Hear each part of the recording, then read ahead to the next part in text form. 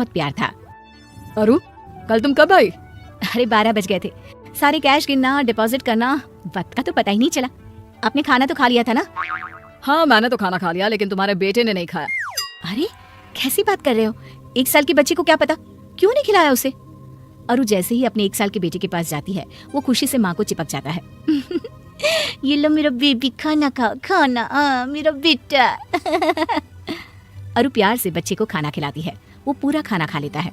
अरु, उसे तुम्हारी जरूरत है, तुम उसे वक्त क्यों नहीं देती हो? अरे दे तो रही हूँ ना, और इससे ज्यादा कैसे वक्त दूं? नौकरी भी तो जरूरी है। किसने कहा क्यों जरूरी है? कोई जरूरी नहीं है, मैं कमा रहा हूँ ना, तुम घर पर रहो। वाह, क्या बात कर दी तुमने। यही बात मैं बोलती तो, कि तुम घर में रहो, मैं कमा रही हूँ। तो जरूर छोड़ देता, अगर मुन्ने की जरूरत मैं पूरी कर पाता तो। वो तुम्हें ही पूछता है, तुम्हारे बिना कुछ नहीं खाता। अरु देखिए, लड़ाई करने का मन है ना, तो खुल के कर लीजिए लड़ाई। खैर, बात आई गई हो जाती है। एक दिन बैंक में आरू काम कर रही थी कि नौकरानी का फोन आता है। देवी जी, वो बाबा आज। लेकिन अरु उसकी बात सुने बिना ही जोर से चिल्लाती है। ऑफिस में काम करूं या तुम्हारा बाबा पुराण सुनूं? 15,000 देती हूँ मैं, तुम्हें पता है ना? वो भी कोई काम नहीं है, सिर्फ एक बच्चे को देखना होता है, जो ज्यादातर सोता ही रहता है। अब वो भी नहीं हो रहा है तो बता दो, मैं किसी और को देख लेती हूँ। नौकरानी डर जाती है। नहीं मेम साहब, सब ठीक है। वो फोन रख देती है। देर शाम जब अरु घर पहुंचती है तो वहाँ ताला होता है। अरे ये कहाँ गए? लगता है मुन्ने को आइसक्रीम खिलाने ले गए होंगे। एक काम करती हूँ, यहाँ गार्डन में ही बैठ जाती हूँ। अरु वहीं बैठकर अपना लैपटॉप खोल लेती है, लेकिन देर तक काम करने के बाद भी घर में कोई नहीं आता। वो पति को फोन करती है। क्या है यार, कहाँ हो? मजे करने जा रहे हो बच्चे के साथ तो ठीक है, लेकिन बता कर तो जाओ। आ गई तुम? डोरमेट के नीचे घर की चाबी है, खाना बना है, खाकर सो जाना। तुम्हें तो कोई टेंशन है ही नहीं ना बच्चे की। फिर शुरू मत हो जाना, नींद आ रही है, कल सुबह जाना है फिर। अरु खाना खाकर सो जाती है।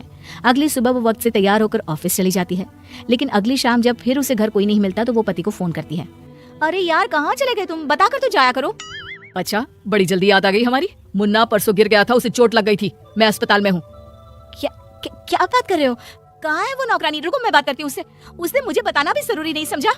उसने तुम्हें बताया था, लेकिन तुमने उसे बात सुने बिना ही डरा दिया था कि तुम उसे निकाल दोगी। वो डर के मारे तुमसे कुछ बोल ही नहीं पाई। अरु परेशान हो जाती है। वो अस्पताल जाती है और बच्चे का ख्याल रखती है। ये तो चमत्कार हो गया, आपका बच्चा रिकवर नहीं कर रहा था 2 दिनों से, अब देखिए कैसे फटाफट ठीक हो गया। इससे कहते हैं माँ का प्यार। खैर, कुछ साल बीतते हैं।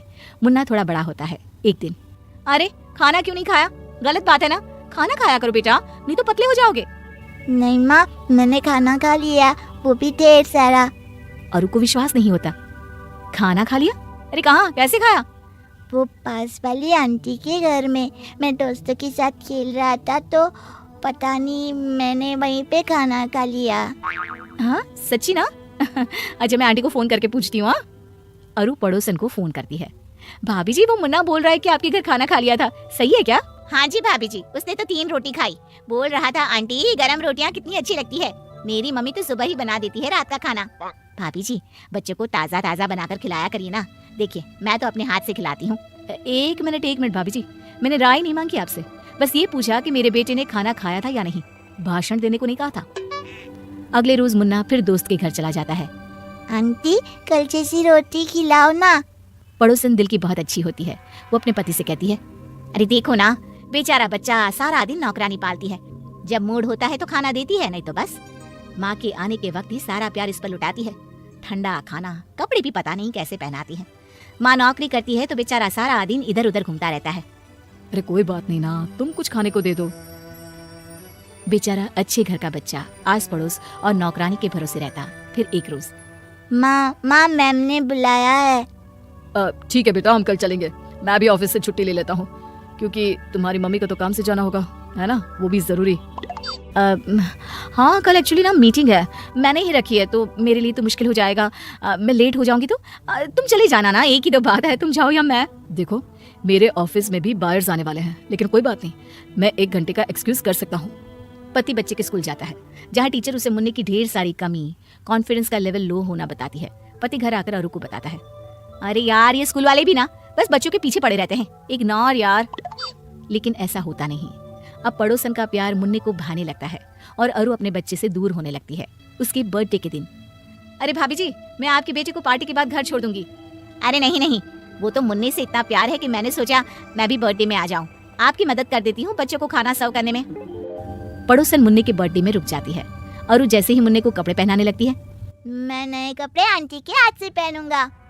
नहीं मैं पहनाऊंगी। वो जबरदस्ती कपड़े पहनाने की कोशिश करती है लेकिन मुन्ना मानता ही नहीं। अरे पहनाने दो ना, कोई बात नहीं, आज उसका जन्मदिन है, आज तो मत करो ऐसा व्यवहार।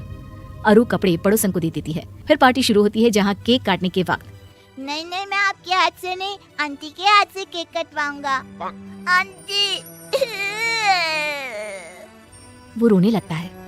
अरु इस बार पति का चेहरा देखती है और पड़ोसन को चाकू देकर सामने खड़ी हो जाती है। केक पड़ोसन कटवाती है कि तभी वहाँ पति के ऑफिस से उसका दोस्त आता है।